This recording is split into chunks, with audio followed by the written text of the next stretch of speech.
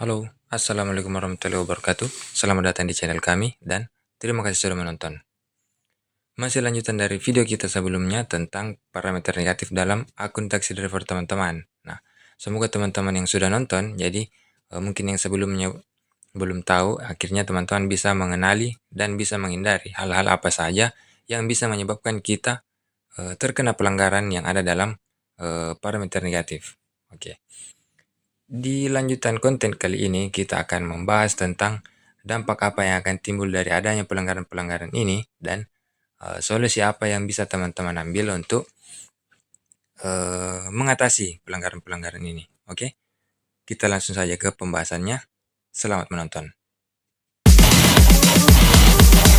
3, 2, 1.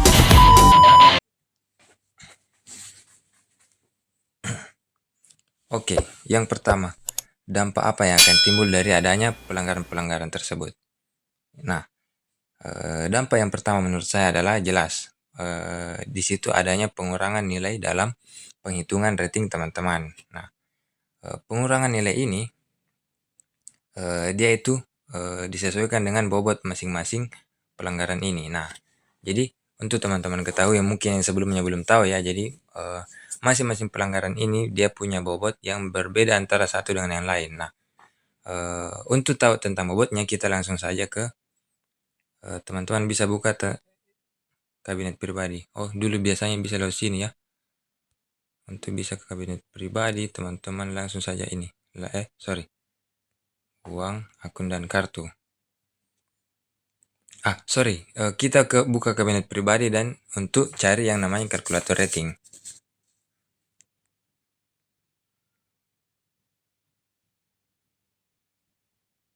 Oke, setelah masuk di kabinet pribadi, teman-teman silahkan cari yang teman-teman pilih menu, baris menu yang 3 di atas ini. Kemudian cari yang namanya kalkulator rating. Nah, di sini bisa teman-teman lihat, inilah yang saya maksud bobot dari masing-masing pelanggaran dalam parameter negatif. Nah, jadi kalau kita mengurutkan dari yang paling rendah dan ke yang paling berat adalah di posisi paling rendah ada ulasan negatif bobotnya 1. Urutan nomor 2 ada penolakan tugas otomatis atau PTO bobotnya 1,5. Posisi ketiga ada penolakan berdasarkan inisiatif pemudi bobotnya 2.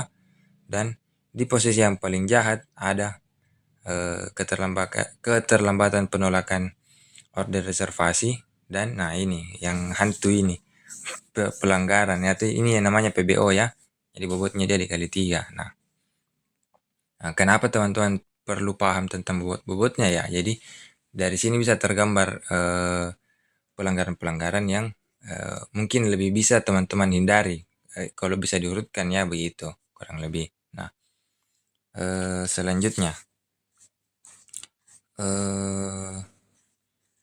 dampak selanjutnya yang bisa ditimbulkan dari adanya pelanggaran adalah kita langsung kembali ke rating.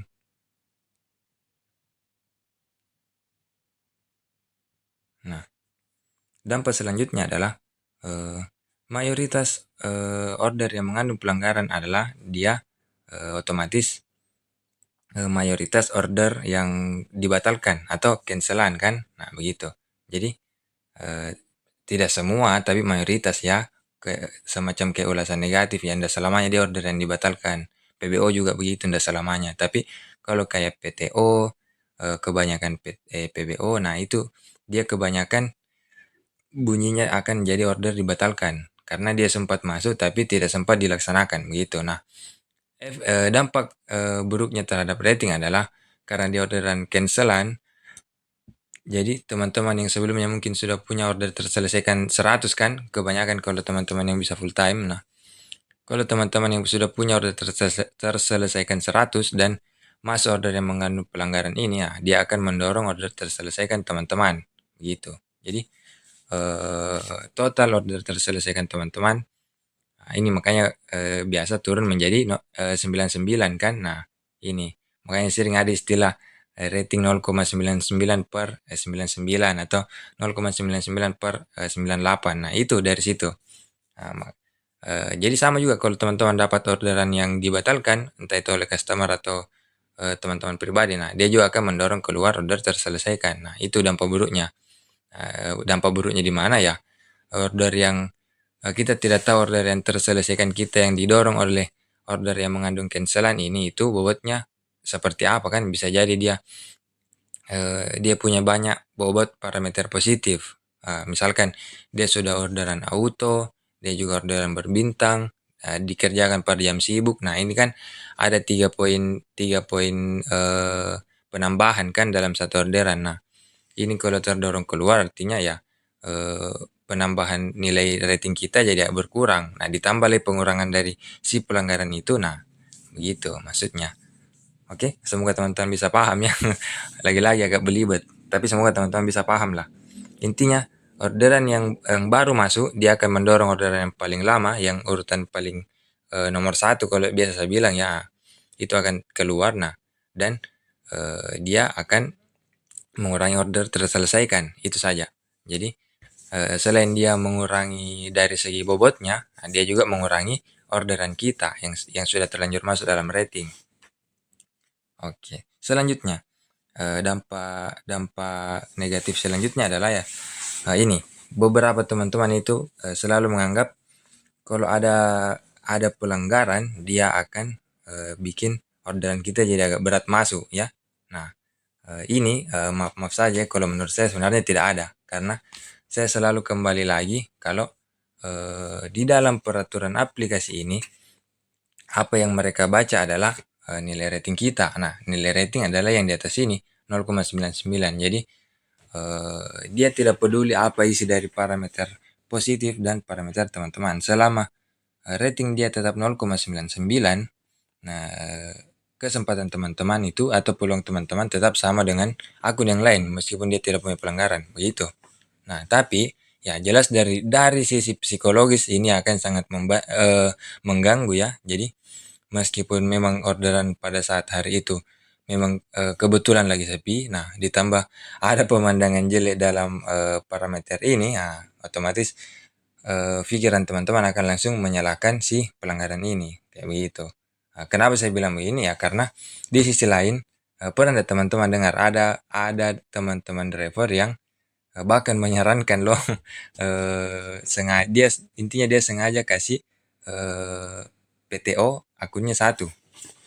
Dia sengaja cari PTO satu biji untuk akunnya. Katanya selama dia punya satu PTO, nah, selama itu pula orderan jadi agak ringan masuk ke akunnya. Nah, ini kan sudah bertentangan kan dengan yang pertama tadi yang merasa berat kalau ada pelanggaran apapun itu. Nah, dari dua kejadian ini kita bisa simpulkan kalau adanya pelanggaran itu tidak akan berpengaruh ke orderan selama nilai total rating teman-teman masih 0,99 itu saja. Jadi menurut saya tidak masalah teman-teman mau merasa itu mengganggu orderan ataupun malam yang seperti yang satunya merasa meringankan orderan tidak masalah. Itu tidak merugikan kalau menurut saya ya.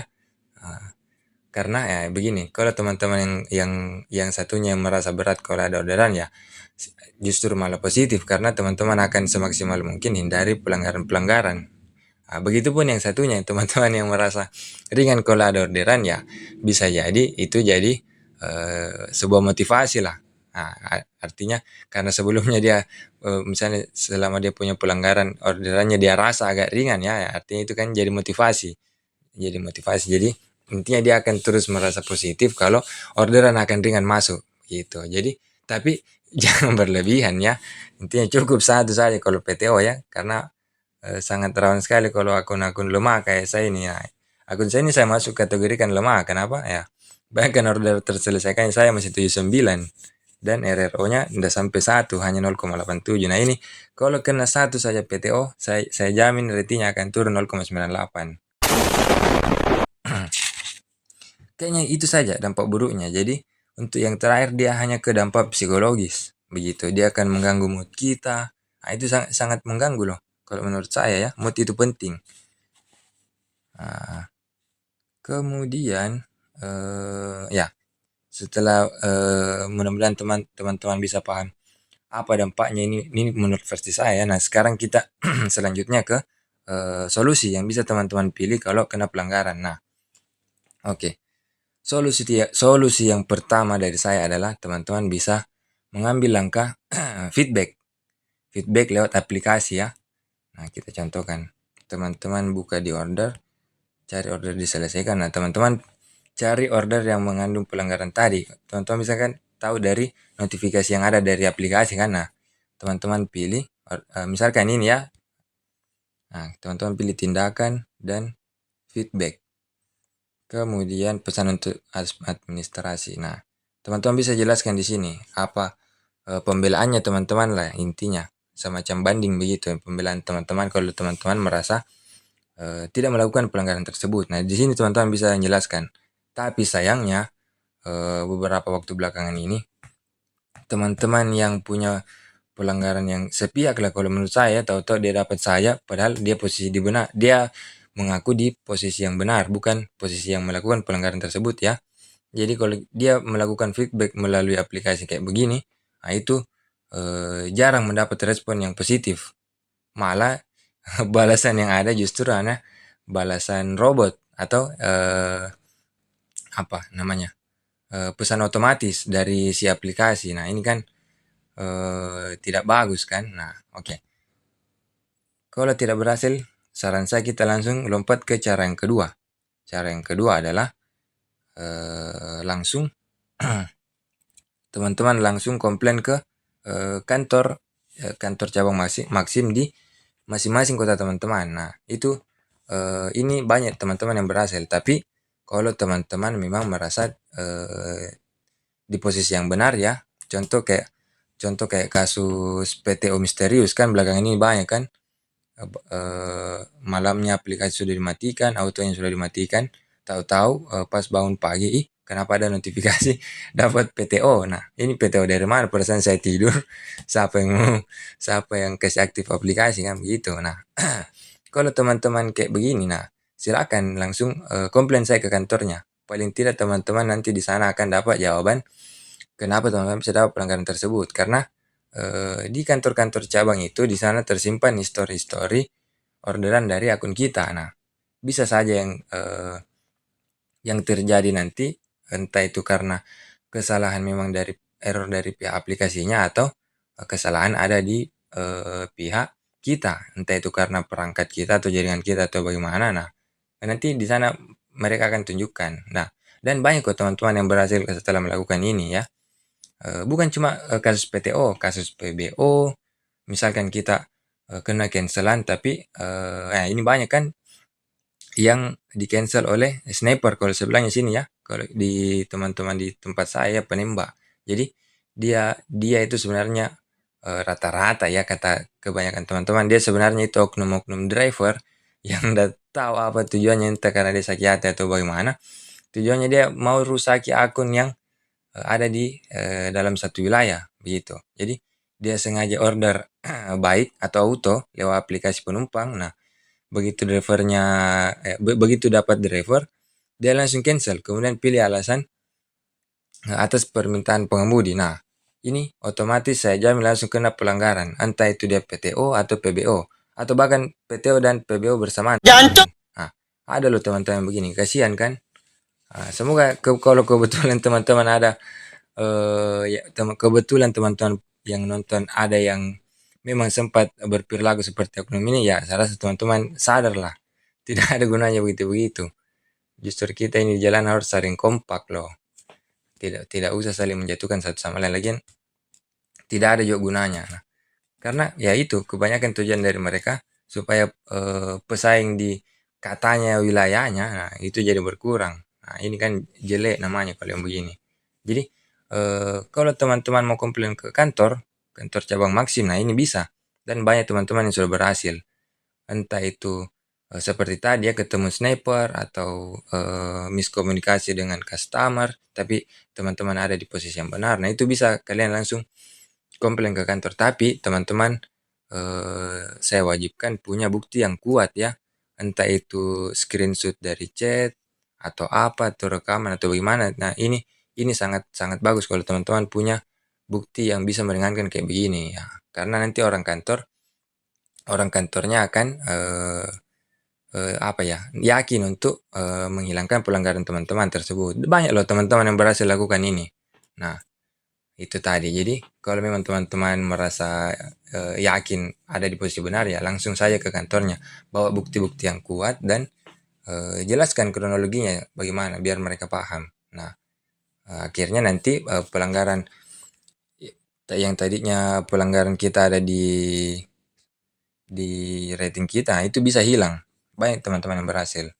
Nah, kalau cara yang pertama dan kedua sudah dilakukan atau tidak tidak memungkinkan lagi teman-teman lakukan, nah kita masuk ke cara yang ketiga, solusi yang ketiga. Nah, yaitu dengan push orderan. Kalau bahasa saya, banyak teman-teman yang bilang terapi akun, bakar saldo atau bagaimana ya terserah. Yang jelas intinya kita harus push order sampai bisa menghilangkan sorry, kalau menurut versi saya bukan untuk menghilangkan pelanggaran ya, untuk memulihkan nilai rating. Nah, kalau misalnya pelanggaran tersebut sampai menurunkan nilai rating. Nah, tapi kalau memang teman-teman ada di posisi yang tadi yang saya bilang, yang teman-teman yakin pelanggaran bisa bikin orderan jadi berat, ya mau tidak mau teman-teman harus push 100 order sampai orderan tersebut hilang. Kan? Ya, kan seperti yang saya bilang tadi ya, aturan orderan di Maxim itu begitu. Jadi maksimal order yang bisa ditampung itu ada 100. Nah, caranya tiap ada orderan baru yang masuk, orderan yang paling lama ini akan terdorong keluar. Nah, jadi teman-teman sisa ingat saja, orderan yang mengandung pelanggaran ini ada di urutan keberapa dalam rating ya. Misalkan kayak saya tadi ya, orderan saya yang saya selesaikan hari ini ada 2. Misalkan orderan saya yang pertama itu mengandung pelanggaran, artinya dia ada order yang mengandung pelanggaran ini ada di posisi ke 99 kan dalam penghitungan rating saya kan. Nah, artinya saya harus cari orderan sampai lebih 99 baru orderan ini akan hilang dan pelanggarannya otomatis akan hilang juga dari parameter negatif ini begitu. Nah, jadi itu saja. Kalau kalau versi saya, selama dia belum turun, selama dia masih tetap 0,99 ya tidak usah terapi akun, push order tidak usah. Tapi kalau dia sudah menurunkan rating sampai 0,98 ya itu wajib. Tapi teman-teman itu push order hanya sampai ketika rating itu kembali. Tidak usah sampai pelanggarannya hilang dari rating.